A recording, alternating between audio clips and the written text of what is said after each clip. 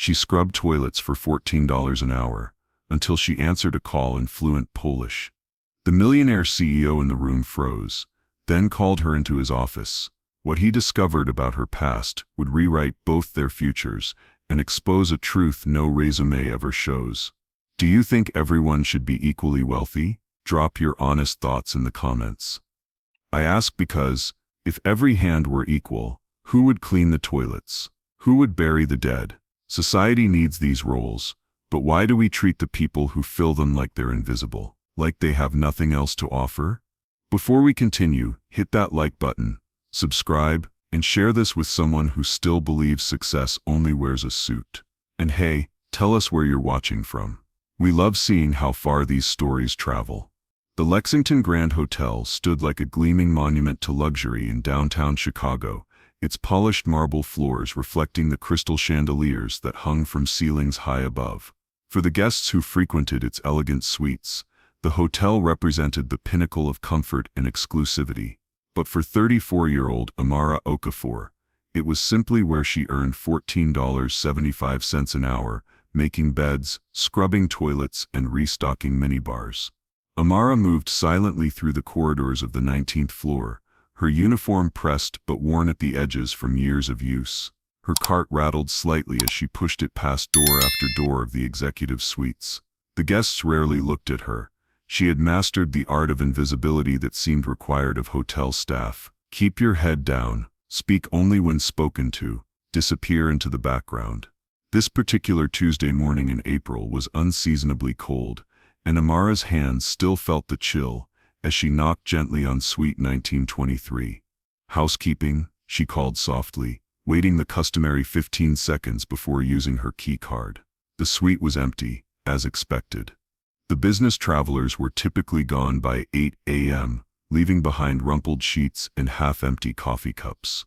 Amara moved with practiced efficiency, gathering discarded towels and straightening the living area first. She hummed quietly to herself, a melody her grandmother had taught her years ago back in Nigeria. The tune always brought her comfort, especially on days when the weight of invisibility felt particularly heavy. As she moved to change the sheets on the king-sized bed, her phone vibrated in her pocket. Normally, Amara would never answer personal calls during work hours. It was strictly against policy, and Mrs. Winters, the head of housekeeping, had fired staff for less. But she had been waiting anxiously for news from her daughter's school. 12-year-old Zuri had been competing in the citywide spelling bee finals that morning. Seeing her daughter's name on the screen, Amara quickly answered, keeping her voice low. "Zuri, how did it go, my love?" The excited voice on the other end made Amara's heart swell. "Mom, I won. I'm going to the state championship."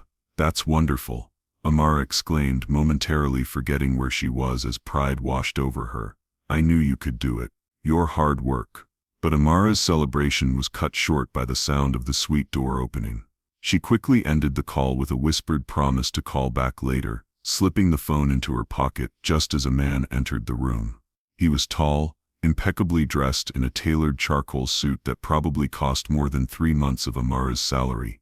Behind him followed 2 other men in similar attire, carrying leather portfolios and speaking in hushed, urgent tones. "I don't care what the board thinks," the first man was saying, his voice carrying the unmistakable cadence of authority. "The acquisition goes through as planned."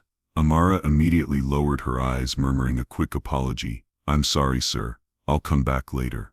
But the men barely registered her presence as they moved to the suite's dining table, spreading documents across its surface. Amara gathered her cleaning supplies, preparing to leave unnoticed, when the lead man's phone rang. He glanced at the screen with irritation before answering. "Garrett speaking." The voice on the other end was loud enough that Amara could hear it was speaking in a language she recognized immediately: Polish. The businessman's frown deepened as he struggled to understand. "I'm sorry, could you speak English?" he asked, frustration evident in his tone. The voice continued in rapid-fire Polish, growing increasingly agitated. Amara paused at the door, her hand on the handle, as something in her stirred. Without thinking, she turned. She spoke into the phone clearly, addressing the caller in Polish. The suite fell completely silent. The three men stared at her in shock as she continued speaking fluent Polish, explaining who she was and offering assistance. The voice on the phone responded gratefully, explaining the situation, a mix-up with a reservation for an important Polish investor who was now stranded at the airport. Amara nodded as she listened, then turned to the stunned businessman. "Sir," he says, "he's Mr. Nowak, your investor from Warsaw. His driver never showed up, and he's been trying to reach someone for the past hour. He's asking if you can send transportation immediately, as he has your contract papers with him." The businessman, Garrett, looked at her with astonishment. "You speak Polish?" "Yes, sir," Amara replied simply, already stepping back toward the door, returning to her assigned place of invisibility. "Wait," Garrett said, recovering from his surprise. "Please tell him a car will be there within 30 minutes, and extend my sincere apologies." Amara relayed the message flawlessly, adding a few cultural pleasantries that made the Polish businessman on the phone chuckle appreciatively before hanging up. "Thank you," Garrett said, studying her with new interest. "You just saved me from a potentially disastrous situation. That investor represents a $40 million deal." Amara nodded politely. "You're welcome, sir. I'll return later to finish the room." "How does a housekeeper come to speak Polish so fluently?" one of the other men asked, not unkindly, but with evident confusion. Something in his tone made Amara stand a little straighter. "I learned it when I worked as an embassy assistant in Warsaw, sir." The three men exchanged glances. Garrett stepped forward, extending his hand. "Alexander Garrett, CEO of Vertex Investments. And you are?" "Amara Okafor," she replied, hesitantly shaking his hand. "Miss Okafor, would you mind stopping by my office later today? I'd like to speak with you further, say, around 3 p.m. I'm in the corporate offices on the 32nd floor. Amara's mind raced with possibilities. Was she in trouble? Would Mrs. Winters reprimand her for speaking to guests, or worse, for answering her phone on the job? "Of course, Mr. Garrett," she answered, her expression carefully neutral. The rest of Amara's shift passed in a blur of uncertainty. She mentioned the meeting to no one,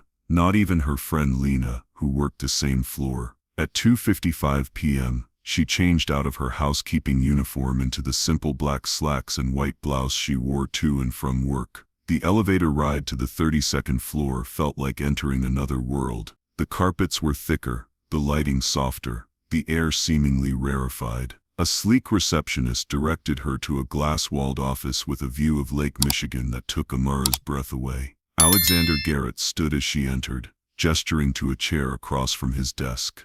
"Miss Okafor, thank you for coming. Please have a seat." The office intimidated her. Minimalist, expensive, powerful. But Amara had sat across from intimidating men before, in other countries, in other lives. She settled into the chair with quiet dignity. "I've been making some calls about you," Garrett began, folding his hands on the desk. "Hope you don't mind." Amara remained silent, waiting. "Your supervisor says you've worked here for almost 3 years. Never late, never a complaint. Before that, you worked at the airport Marriott for 2 years. He leaned forward slightly. "But what's interesting is what happened before that. You did indeed work at the Nigerian embassy in Poland for 4 years. Before that, you were a translator for an NGO in Brussels. And before that, you completed a master's degree in linguistics at the University of Lagos." Amara felt exposed, her carefully compartmentalized life suddenly laid bare by this stranger. "Yes," she said simply. "9 languages," Garrett continued, a note of admiration in his voice. "Polish, French, German, Spanish, Arabic, Swahili, Igbo, Yoruba, and English. Is that correct? And some Mandarin," Amara added quietly. "Though I wouldn't consider myself fluent yet." Garrett leaned back in his chair. "Miss Okafor, may I ask you a direct question? How does someone with your qualifications end up making beds in a hotel?" The question hung in the air between them. Amara had asked herself the same thing countless times during the lonely pre-dawn walks to her bus stop. "Life happens, Mr. Garrett," she finally replied, her voice steady. "I came to America for better opportunities, like many immigrants. But degrees from African universities aren't always recognized here. References from European employers are difficult to verify. And when you arrive with a young child and need immediate work, she shrugged slightly. You take what you can get. Garrett nodded slowly. And once you're in that track, it's nearly impossible to break out. The bills don't stop coming while you're trying to reinvent yourself, Amara said with the faintest smile. My daughter needs stability. Your daughter, Garrett repeated. The one who called this morning with news about a spelling bee. Amara tensed. I apologize for taking a personal call during work hours. Garrett waved away her concern. I'm not your supervisor, Miss Okafor. And frankly, I'm more interested in the fact that your 12-year-old daughter is excelling academically while being raised by a mother who works incredibly hard at a job that doesn't begin to utilize her skills. He paused. That speaks volumes about both of you. Amara allowed herself to relax slightly. Zuri is everything to me. She deserves every opportunity. I agree, Garrett said, surprising her. He opened a drawer and removed a business card, sliding it across the desk. Vertex Investments has offices in 27 countries. We're constantly negotiating with partners who speak dozens of languages. Currently, we rely on outside translation services, but I've been considering bringing that function in-house. Amara looked at the card, then back at Garrett, uncertain. I'd like to offer you a position, Miss Okafor, as our Director of Translation Services. The starting salary would be $95,000 annually, with full benefits and flexible hours to accommodate your daughter's schedule. The room seemed to tilt slightly. Amara gripped the arms of her chair, her mind racing to process what she was hearing. Mr. Garrett, she began carefully. While I appreciate the offer, I must ask, is this charity? Because I don't need this as business, Garrett interrupted firmly. Today you saved me from potentially losing a $40 million deal, because you happened to be cleaning my room when a call came in. How many other opportunities have we missed, because the right person wasn't in the room at the right time? This is an investment in my company's future. Amara studied his face, looking for signs of insincerity or hidden motives. She found none. You don't know me, she said simply. I know enough, Garrett replied. I know you're overqualified for your current position. I know you're raising a child with extraordinary potential. And I know that when presented with an opportunity to help today, you stepped forward instead of remaining invisible. He leaned forward. The rest, I'm willing to learn.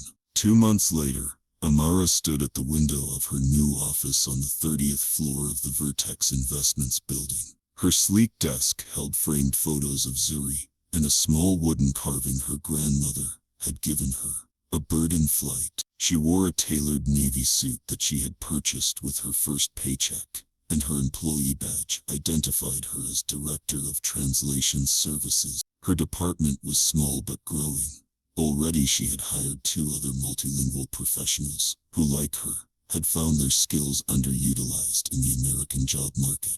Together they had saved Vertex over $200,000 in external translation costs in just the first 6 weeks. A knock at her door drew her attention away from the view.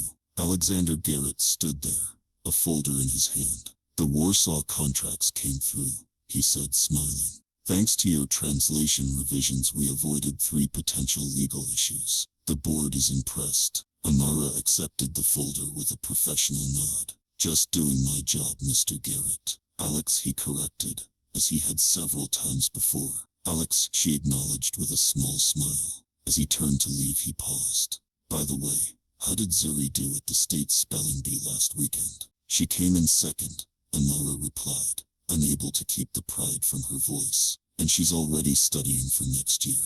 Like mother, like daughter, Garrett observed. Unstoppable once given the chance. After he left, Amara returned to the window, gazing out at the Chicago skyline. In the reflection of the glass, she could see herself, poised, confident, visible. She thought about the countless others like her, their talents and dreams hidden behind uniforms and downcast eyes. People with stories and skills waiting for someone to simply look up and see them. Her desk phone rang, and she answered it with her new professional greeting. Translation Services, Amara Okafor speaking. The voice on the other end spoke rapid German, explaining a complex contract issue. Amara smiled and responded fluently. no longer invisible. Amara's story isn't unique. Across America, immigrants with advanced degrees, multilingual abilities, and valuable professional experience find themselves trapped in jobs far below their qualifications. Studies show that up to 2 million college-educated immigrants in the U.S. are unemployed or working in low-skilled jobs despite having degrees and expertise that could benefit our economy. For every person like Amara who gets discovered through a chance encounter, thousands more continue to clean rooms, drive cabs and stock shelves, their talents unseen, their potential untapped. These are doctors working as nursing assistants, engineers working as delivery drivers, and professors working as childcare providers. The barriers they face are numerous: lack of credential recognition, limited professional networks, implicit bias in hiring, and immigration policies that restrict employment options. But when these barriers are removed, when someone simply takes the time to look beyond assumptions, both individuals and organizations benefit immensely. The next time you interact with someone in a service role, remember you may be speaking to a multilingual expert, a trained professional, or a highly educated specialist who simply hasn't yet found their right place in a new country. Sometimes all it takes is one person willing to see beyond the uniform to change everything. Because the true waste of human potential isn't just a personal tragedy, it's a loss for all of us. Perhaps the most valuable skill isn't speaking 9 languages. Perhaps it's the ability to see the people around us. If you enjoyed this one, you definitely won't want to miss giving us a thumbs up. And hey, don't forget to subscribe and hit the notification bell so you never miss a new upload from us.